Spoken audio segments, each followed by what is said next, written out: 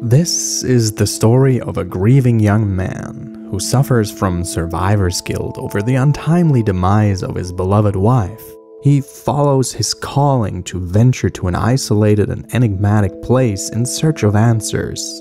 But something's amiss, something's wrong with this place, as if things are not the way they're supposed to be.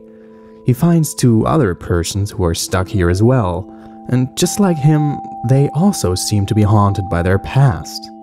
But their behavior is strangely distant, obscure, and detached, almost as if they weren't really there, as if they were in a different place entirely, see things that he doesn't, things that are impalpable for him.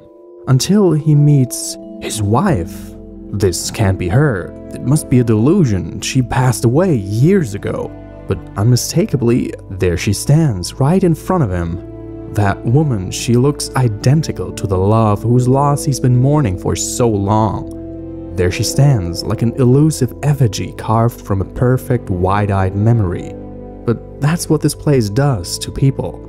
Not just to him, but to the others as well, and probably to everyone who ends up here. This place, it seems to be alive, seems to have a will, like an elusive intelligence that draws unearthly energies from its enigmatic waters. It seems as if it tries to communicate by spawning perverted mental projections of the repressed and traumatic memories of its guests. Or its hosts? And by that, it makes them face their innermost demons and pushes them to the brink of insanity. Now, you might think I just told you the plot of Silent Hill 2, but that was actually the story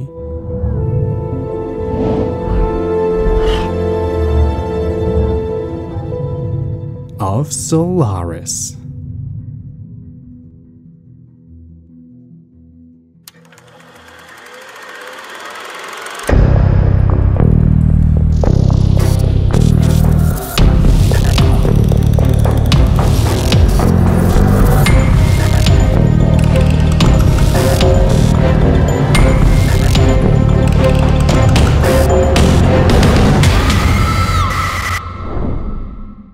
Here's my hypothesis.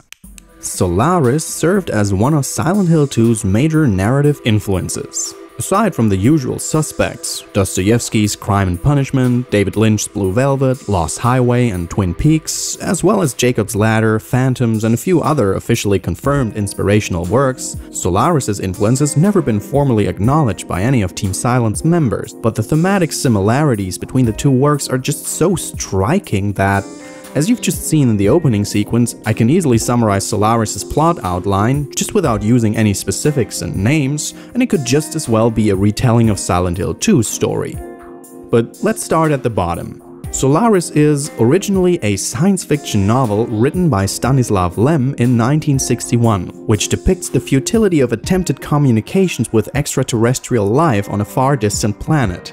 This eponymous celestial body has caught the interest of scientists and scholars around the world after discovering that it moves apparently against all known rules of space physics. Upon closer examination, researchers found it's almost entirely covered in a gelatinous ocean that seems to form and shape against the laws of nature. It was quickly hypothesized that Solaris's ocean is a single planet-encompassing organism, a truly alien intelligent life form. You know how in most science fiction stories, extraterrestrials are almost always some form of humanoid or insectoid projection of inherently human archetypes to serve as an easily comprehensible, often villainous plot device. But Solaris's ocean is such a fundamentally different form of life that even the world's leading academics weren't able to agree on whether it is in fact a life form or not. Solaristics, which this newly arisen field of study was named, quickly became the centerpiece of human curiosity. To research and investigate Solaris's ocean, and more importantly to attempt establishing some form of communication with it, a small group of scientists had been sent to set up a space station orbiting around the planet, and for decades all they did was observe and compile an elaborate compendium of its strange idiosyncrasies. But after such a long time of inconclusive research, they had eventually decided to conduct an unauthorized experiment in which they exposed the ocean to extremely high-energy X-ray radiation. which resulted in some unexpected reactions. Shortly thereafter, the station's lead scientist, Dr. Jabarian, sent out a distress signal to Earth, asking specifically for his old friend, the psychologist Chris Kelvin, to come to Solaris and investigate unspecified strange happenings that have occurred lately. This is where the main storyline takes place and where things become inexplicably weird. Stanislav Lem's novel had been turned into 3 movie adaptations so far. The first came out in 1968 on Soviet television program, and this one focused heavily on the science background of Lem's story. 4 years later, the second adaptation was released in Soviet cinemas, this time directed by Andrei Tarkovsky. His interpretation is very typical for Soviet cinema at that time, paid by the Academy and without a care for financial success but mainly concerned with artistic aspiration, deeply philosophical and phantasmagorically poetic with a patience that is hard to find in modern, capitalistic filmmaking. Its core theme is the psychological and emotional struggle of people on Solaris, imposing fundamental questions of existentialism on the protagonists and the viewers alike. This is also the version that, with utmost certainty, has influenced the writers of Silent Hill 2 the most. Because even though there had also been a third adaptation, directed by Steven Soderbergh and produced by James Cameron, this one came out 1 year after Silent Hill 2. However, it's also a very fine, highly artistic and beautiful rendition of Lem's novel, but it doesn't really come close to the artistic brilliance of Tarkovsky's work, if you ask me. So in this video, we're gonna focus on this one, Tarkovsky's work. But enough beating around the bush, what the hell happens on Solaris? Following Jabarian's distress call, the protagonist Chris Kelvin travels to Solaris, and upon his arrival, he only finds 2 scientists left on board. Jabarian himself apparently took his own life only days ago. Kelvin instantly senses that something is wrong in this place, not only because of the suicide, but mainly by the way the 2 remaining people on the station, Dr. Snod and Dr. Sartorius, behave and talk. Similar to Angela and Eddie in Silent Hill 2, the scientists are distant and act deeply disturbed. The voice acting of Silent Hill 2 has often been criticized for being stale and disconnected, but in all honesty, the original voice cast did a fantastic job in giving the conversations a very dreamlike, surreal tone that perfectly portrays people that are lost in their own delusions, constantly talking past each other. Mary? Oh, Maria. It's you. I thought you were... Sorry.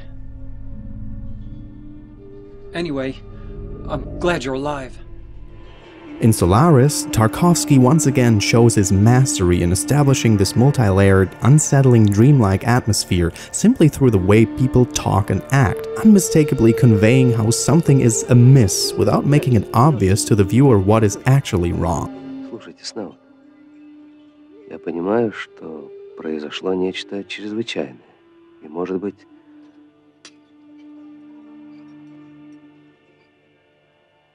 Доктор Кельвин, понимаете, да, приходите через час. Прошу вас. Идите. Отдохните.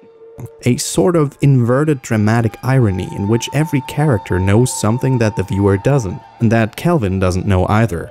Snod, for example, only seems to make sense with every third sentence he utters, like he's gone utterly mad, while Sartorius is extremely secretive, not allowing Kelvin or anyone else to enter his quarters, obviously hiding something or someone. But as has already been implied, Kelvin soon learns what's going on, when he's spontaneously visited by his wife Harry in his room, who had already died several years ago.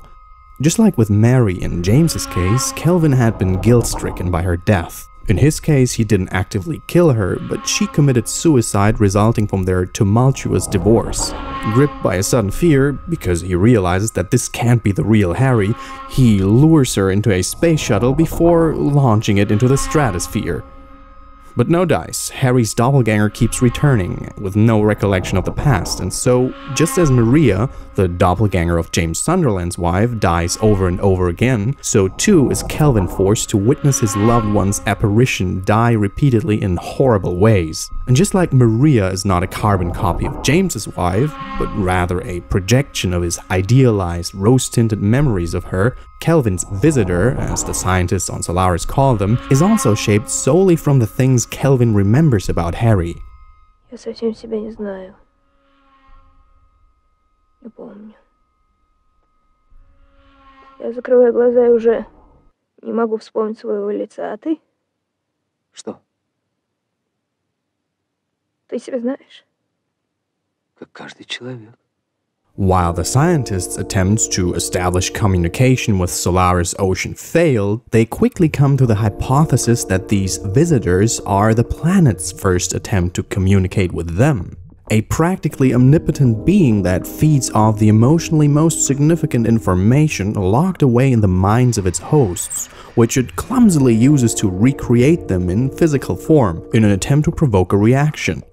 And it does achieve the desired effect. Harry in particular appears to be more than just a soulless husk. Even though she's sculpted from Kelvin's unfulfilled desire for redemption, she appears to be alive, sentient, equally aware and afraid of her existence while puzzled by the inscrutable reasons behind it. In one of the film's pivotal scenes, Harry, looking at her reflection in the mirror, wonders whether being an indistinguishable copy of a human being does, in fact, make her a human being, or if she's something aberrant and abject. Very similar to the introspective monologue Maria holds in the beginning of Born from a Wish, also looking at her reflection in the mirror and wondering what her wretched existence means and how it all makes sense for her to be. Scientifically, Harry is something else, something inherently inhuman, but her emotions tell her otherwise, that she is indeed as human as the people living on the station. This fundamental conundrum of existentialism extends not only to Harry and Kelvin, but ultimately also to the viewer.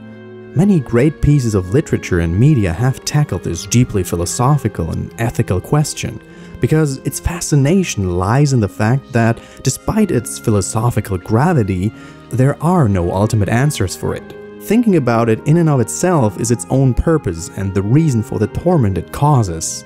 And so the investigative purpose of Kelvin's mission becomes secondary to his true objective of finding redemption from his guilt. While Silent Hill 2 focuses heavily and openly on horror themes to convey its very personal and thought-provoking narrative, Andrei Tarkovsky's Solaris is a surrealistic and philosophical piece of cinematic art that employs the novel's science fiction setting to explore similar fundamental questions of human psychology, trauma, repression, guilt, remorse, and the many different facets of love, including the deep scars that the loss of a loved person can leave in the survivor.